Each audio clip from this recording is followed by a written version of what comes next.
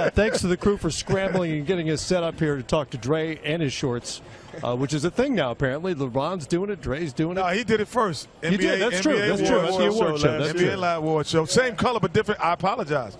This one's linen. Yeah, it's a little different. No, it is different. A lot different.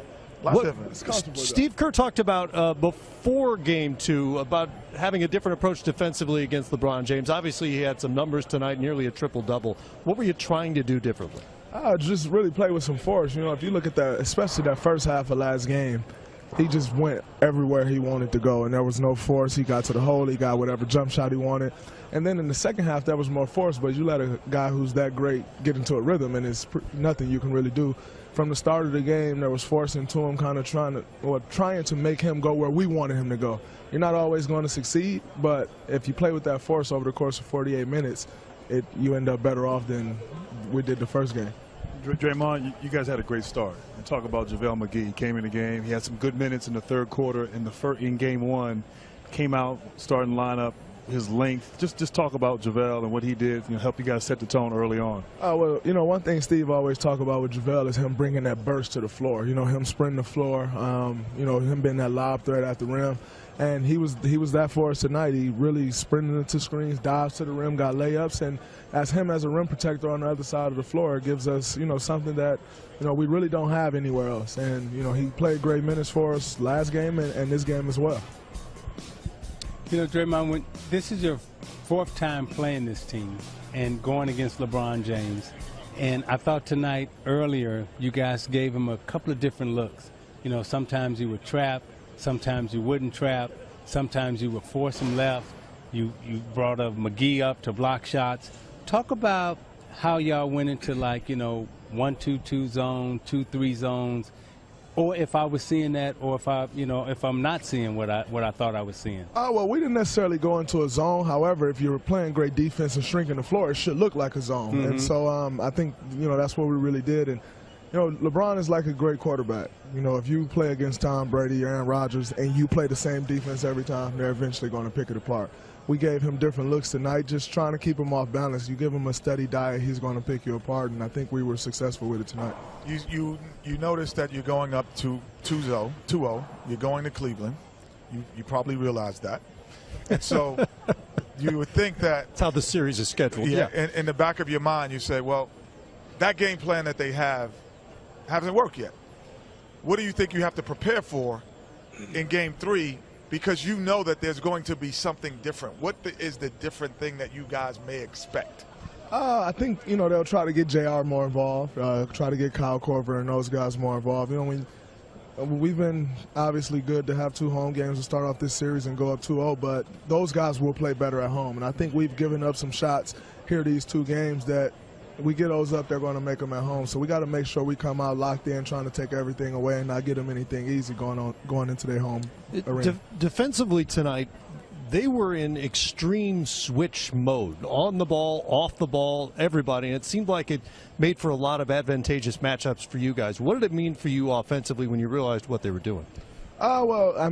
We've kind of been facing that over the years now with teams switching everything, and I think the way Houston played us, the way they switched everything, it really got us ready for that. And that's pretty much what they're going to do. They're going to switch Tristan out. They're going to switch Kevin Love out. What we can't fall into is just ISO, and I think we did a great job tonight of continuing to move the ball. It'll eventually find who it needs to find, and that's been a key. When teams started switching for us, and it's been a key in this series as well. Draymond, every night you are known for bringing the energy and the intensity, and for all of us watching, we kind of take it for granted. And the question I always want to ask you this: do you ever get tired? Do you ever not want to be that guy who's responsible for bringing the energy and the intensity, not only during the regular season but during the playoffs? Every single night you have to be on, and if you're not on, then there's a problem for this team. How much pressure is that for you from an energy and intensity standpoint, just to have that every single day? It's a lot of pressure, to bring that energy every night, and it gets a little tougher in the regular season. Because some sometimes. people, they can take off. Absolutely. You can't. I can't, and when I do, it shows in our games. Yes. And so it's a lot of pressure, but nonetheless, I can't say that I ever get tired of it because that is my role on this team. It's like if, hey, Steph, you tired of shooting tonight? Like, you tired of scoring? No, you got to go score the ball. That's what you do for us. So yeah. I enjoy it, being that for this team. And, it's like I said, it's a lot easier to get up in these playoff games than it is in the regular season. Isn't it easier also because a lot of times you walk into the arena and you're the villain? You're the guy that everyone wants to point to be the villain.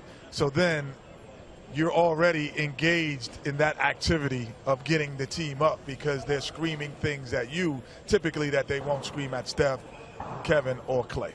Absolutely. When people make me out to be that villain, it's natural energy because all of a sudden. Hey, welcome to the club, baby. All of a sudden, now it's me against the world. Right. And I'm going down battling. I'm going down swinging if I'm going to go down. So it's natural energy. I definitely feed off that going into opposing crowds, opposing arenas, and that crowd is screaming and yelling and you suck and boo. I love that. Draymond, you talk about roles, and certainly Steph's role is to shoot. And in this fourth quarter, he got hot. And some of those mismatches and some of those shots that he made, we're watching in the back in awe. And I'm just wondering, with the guys, do you guys watch that in awe, or is that just something you're accustomed to seeing throughout the season, practice, preseason?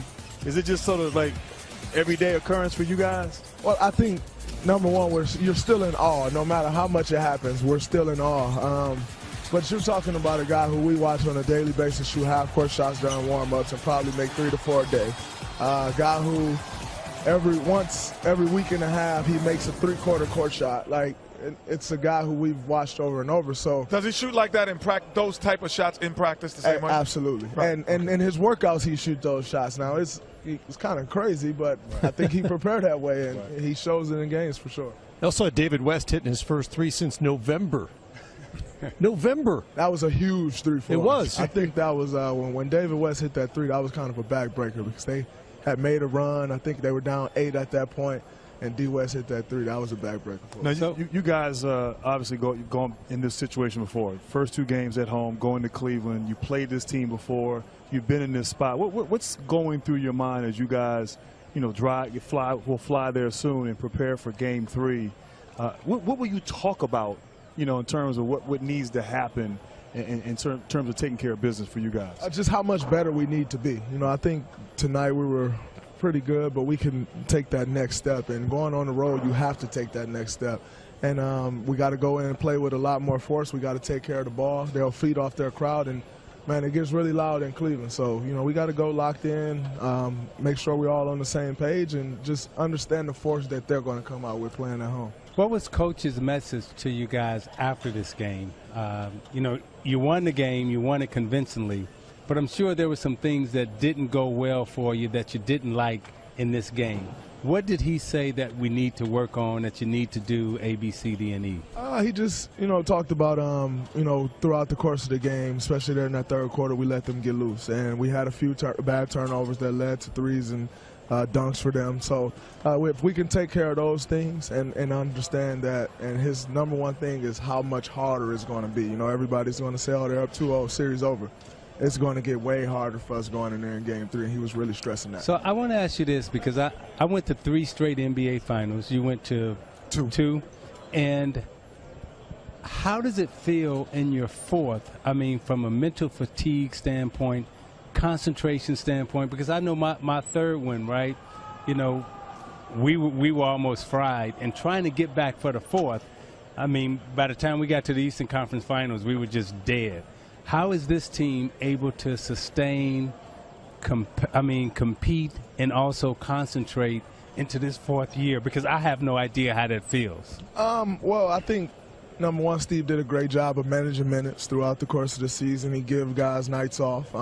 If God had any type of little injury, he's like, nope, you're out. And I think, that was great. And then just kind of trying to understand that this is our moment. We're right in our moment and not taking it for granted, not thinking, oh, man, we're tired this year, we can get it back next year. You got to take advantage of it right now, and it definitely helps, that you got different guys on different nights that can fill it up. We don't have one guy who all season long we're going to and say, hey, man, we need you to go get 30.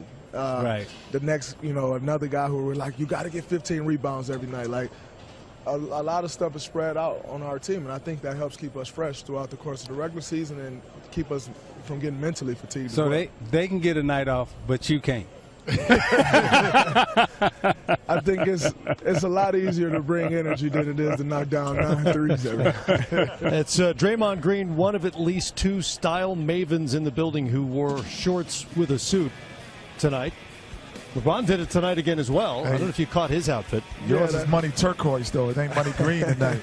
This was LeBron early. What do you think of the red socks with this I like look? that. That's good, man. It hit with the Tom Brown blue and red stripes, white stripes. I like that. I'm going to mess with yours, I think. Up close, yours is better. I appreciate that. No and before question. we let The you fabric- go, do you the fabric happen to is know light. anything about television desk repair? Nah. Okay, because ours kind of blew up earlier. No, not kind of. It actually blew up. Good luck with that one. Congrats on the 2-0 lead. We'll let you. you go. Good luck in Cleveland. Draymond Green Thanks with a us, lot. everybody, here.